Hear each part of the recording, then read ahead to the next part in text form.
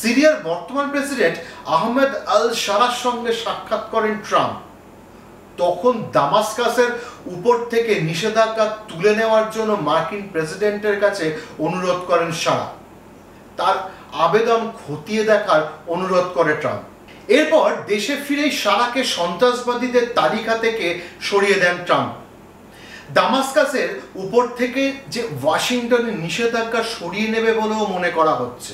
সিরিয়ার প্রেসিডেন্ট শারা ছিলেন কুখ্যাত জঙ্গি গোষ্ঠী আল কায়েদার একজন নেতা।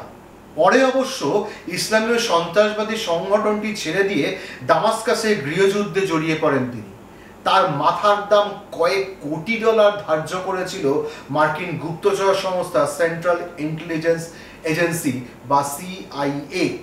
সিরিয়ার উপরে থাকা পাহাড় প্রমাণ ঋণ সম্প্রতি পরিশোধ করেছে সৌদি আরব ও কাতার। পরমাণু চুক্তির ক্ষেত্রে ইসরায়েলের উপর চাপ বৃদ্ধি করার শর্ত দিয়েছে ইরান। ডোনাল্ড ট্রাম্প না সব জানেন।